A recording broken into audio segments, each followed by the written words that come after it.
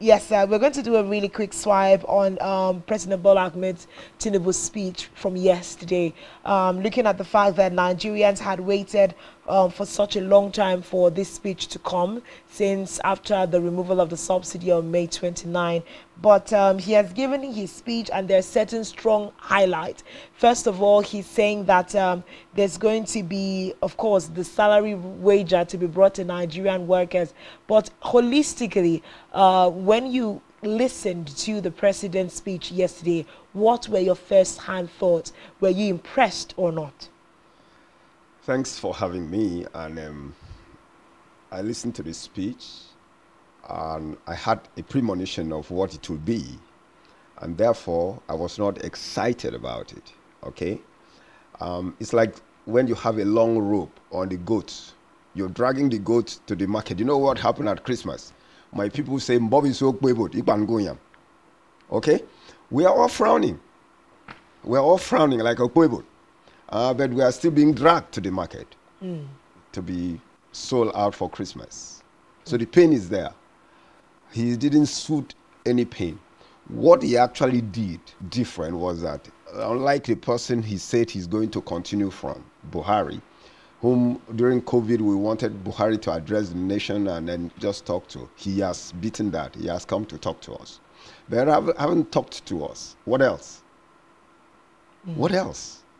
He has not given us any succor.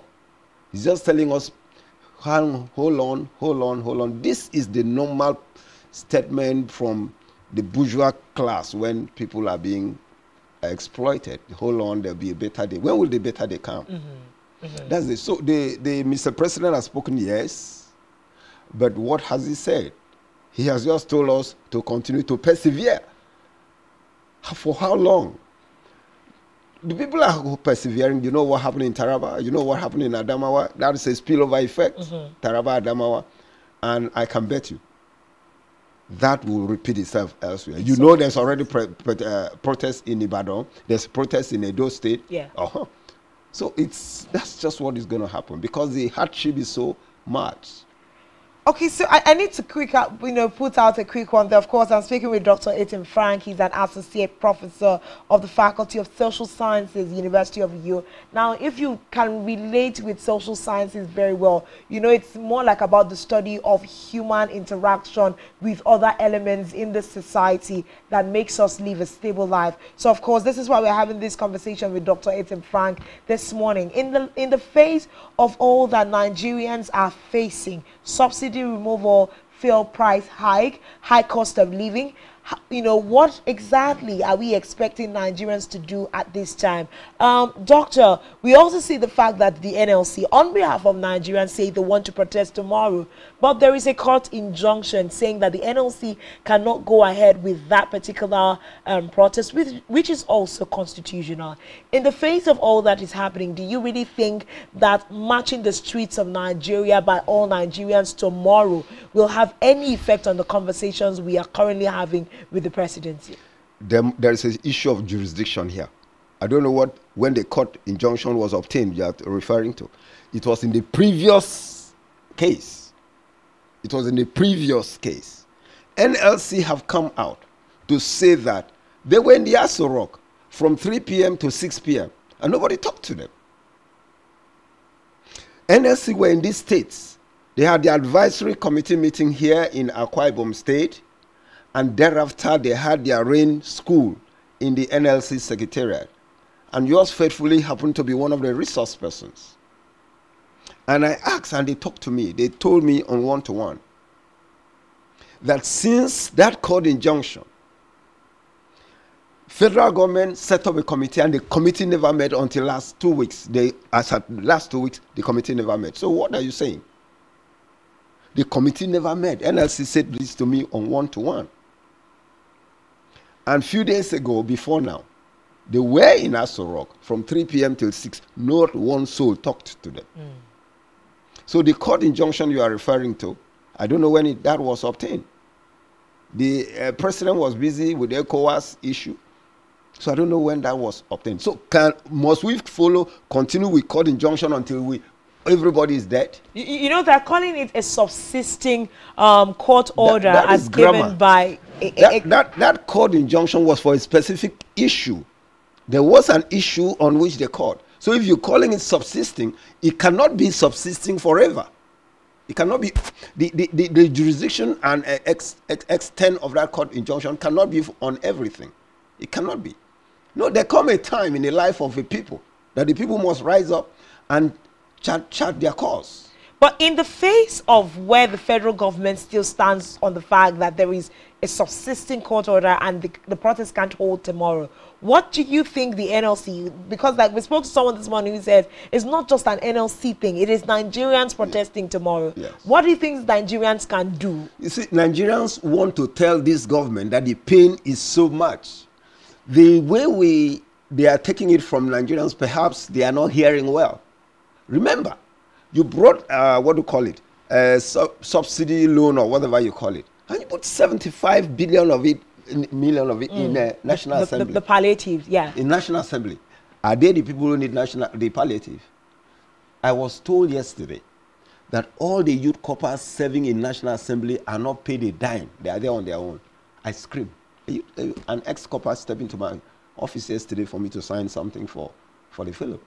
He said, oh, where did you serve? National Assembly. I said, oh, so you must have been. He said, sir, not a dime is paid to any youth corper in National Assembly. Yet they keep receiving national youth corpers, not a dime. Can you beat that? That's where half of the national resources is expended. And you can't even give out yes. to corpers. Let's look at some things. I know we are pressed for time, but I'd like to look at something, you know, just a few things out of President Bola Ahmed Tinubu's speech yesterday. There's a lot of monetary promises with regards, you know, even with 9% interest rates, we give you this so that you can do this. We give you this so that you can do this. I've already called out a few. Let me see which one I can take. We said 75 billion naira to fund 75 enterprises with 1 billion naira credit at 9% increase. Now, these are promises. Looking at the president's speech yesterday, is there a hope that there's going to be any kind of immediacy with delivery? He has also said buses are going to be released nationwide to cushion the effects. How soon do you think you know, the government intends to do this? They mentioned 3,000 buses. That's just Lagos alone will consume all that. So out of 3,000 buses, how many will come to Akwa Ibom? That is one. Two, let me just take you down. Go to your bank, wherever your bank is. When you enter the bank hall, look up, you see what they call trading board, where they say foreign exchange buying, selling. This current UK pound selling, buying, selling. German Dutch mark, blah, blah, blah. Just look at that board. And then look at interest rate, borrowing, and the payback. When you look at that board, call me back here, let's talk. Call me back here, let's talk. What the president has said, is he going to stay in Aso Rock, be throwing the money? The money will be channeled through the financial institution.